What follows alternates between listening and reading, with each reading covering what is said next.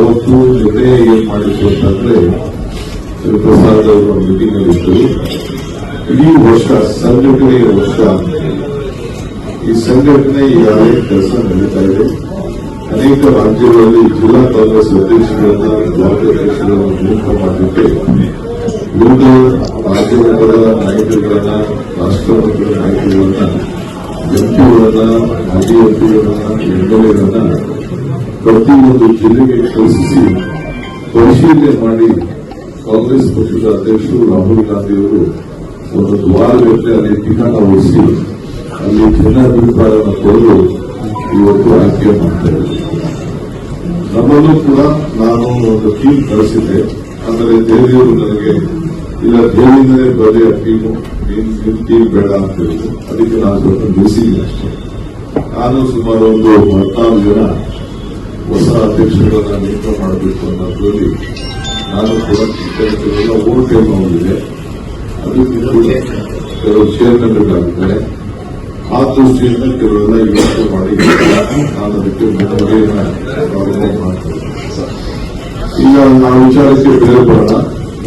ಈಗ ಮಹಾತ್ಮ ಗಾಂಧೀಜಿಯವರು ಅಂದ್ರೆ ನಮ್ಮೆಲ್ಲರೂ ಕೂಡ ಆತ್ಮ, ವಿಶ್ವಕ್ಕೆ ಶಾಂತಿ, ಸಹಬಾಳ್ವೆ ಎಲ್ಲರೂ ಕೂಡ ನಾವು ನೋಡ್ತಾ ಇದ್ದೀವಿ. ಈಗ ಬಿಜೆಪಿಯವರಿಗೆ ಮಹಾತ್ಮ ಗಾಂಧೀಜಿಗೆ ಸಂಬಂಧ ಇದೆ, ಅವ್ರ ಪಕ್ಷಕ್ಕೂ ಮಹಾತ್ಮ ಗಾಂಧೀಜಿಗೂ ಸಂಬಂಧ ಇದೆ. ಅವರ ವಿಚಾರಧಾರೆಗಳಿಗೂ ಕಾಂಗ್ರೆಸ್ಗೂ ಮಹಾತ್ಮ ಗಾಂಧೀಜಿಗೂ ದೇಶದ ಸ್ವಾತಂತ್ರ್ಯಕ್ಕೂ ಸಂಬಂಧ. ಆದರೆ ಯಾವುದೇ ಹೋರಾಟ ಮಾಡಬೇಕಾದ್ರೆ ನಮಗೊಂದು ಕೂಡ್ಬೇಕಾದ್ರೆ ಕೊನೆಗೆ ಅವರಿಗೆ ಕಾಣದೆ ಮಹಾತ್ಮ ಗಾಂಧೀಜಿಯವರು ಕೊಟ್ಟಿದ್ದಾರೆ. ಮಹಾತ್ಮ ಗಾಂಧಿ ಕೆಳಗಡೆ ಕೂತ್ಕೊಂಡ್ರೆ ಕೋಡಿದ್ದಾರೆ. ಅಂದ್ರೆ ಕಾಂಗ್ರೆಸ್ ಇಲ್ಲದೆ ಅವರು ಆಶ್ರಯ ಇಲ್ಲ. ನಾನು ಯಾವಾಗಲೂ ಹೇಳ್ತಾ ಇದ್ದೇನೆ, ಕಾಂಗ್ರೆಸ್ ಶಕ್ತಿ ದೇಶದ ಶಕ್ತಿ, ಕಾಂಗ್ರೆಸ್ ಇತಿಹಾಸ ದೇಶದ ಇತಿಹಾಸ.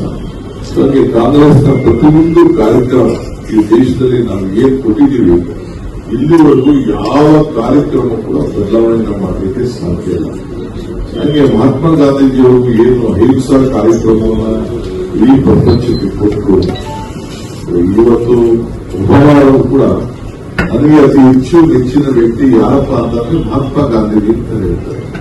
ನೆಲ್ಸನ್ ಮಂಡೇಲಾರವರು ಏನ್ ಹೇಳ್ತಾರೆ, ನಾನು ಪ್ರತಿಯೊಂದು ದಿನದ ಆಚಾರ ವಿಚಾರಗಳನ್ನ ಅರ್ಥಕೊಂಡು ನನ್ನ ಹೆಜ್ಜೆಯನ್ನ ಹಾಕ್ತಾ ಇದ್ದೀನಿ ಅಂತೇಳಿ ಅವರು ನೆಲ್ಸನ್ ಮಂಡೇಲಾ ಹೇಳ್ತಾರೆ. ಹೀಗೆ ಅನೇಕ ನಾಯಕರು ನಾವು ಒಂದೊಂದು ಹೆಸರು ಹೋದ್ರೆ ಇಡೀ ಪ್ರಪಂಚದ ಎಲ್ಲರ ಹೆಸರು ಕೂಡ ಹೇಳಿದ್ರೆ ಇದು ದೊಡ್ಡ ಆಗ್ತದೆ. ಸೊ ಮಹಾತ್ಮ ಗಾಂಧೀಜಿಯವರ ಏನು ಮಹಾನ್ ಸ್ವರೂಪ ಇದೆಯಲ್ಲ, ಸೊ ಇಡೀ ಅವರ ಸ್ವರೂಪ, ಅವರು ಭಾರತಕ್ಕೆ ಒಂದು ದೀಪವನ್ನ ಈ ಸಂದರ್ಭದಲ್ಲಿ ಅವರು ಬೆಳೆಸಿದ್ದಾರೆ. ಇವತ್ತು ನಾವು ಮಹಾತ್ಮ ಗಾಂಧೀಜಿಯವರನ್ನ ಸ್ಮರಿಸೋಣ, ಮಹಾತ್ಮ ಗಾಂಧೀಜಿಯವರ ಆಶಯಗಳನ್ನ ಉಳಿಸೋಣ. ಈ ನಿಟ್ಟಿನಲ್ಲಿ ನಾವೆಲ್ಲ ಸೇರಿ ಕೆಲಸವನ್ನ ಮಾಡೋಣ.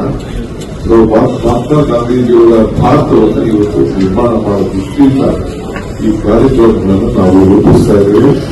ಶಾಂತಿ ಸಹಬಾಳ್ವೆಯಿಂದ ನಾವೆಲ್ಲರೂ ಕೂಡ ಬದುಕಬೇಕು. ಈಗ ನಮ್ಮ ಇವತ್ತು ಒಂದು ವಿಶೇಷವಾದಂತಹ ಕಾರ್ಯಕ್ರಮವನ್ನು ರೂಪಿಸಿದೆ. ಇವತ್ತು ಮುಖ್ಯಮಂತ್ರಿ ಇಲ್ಲದಿರೋದ್ರಿಂದ ಅದನ್ನ ಹೇಳೋದು ಸರಿ ಇಲ್ಲ. ಇನ್ನು ಕೆಲವು ಅನೇಕ ಶಾಸಕರನ್ನ ಕರೆಸಬೇಕು. ನಾವು ಕಾಂಗ್ರೆಸ್ ಪಕ್ಷದ ವತಿಯಿಂದ ಈಗಾಗಲೇ ಇದನ್ನ ಜೀವವಾಗಿ ಇಳಿಬೇಕು.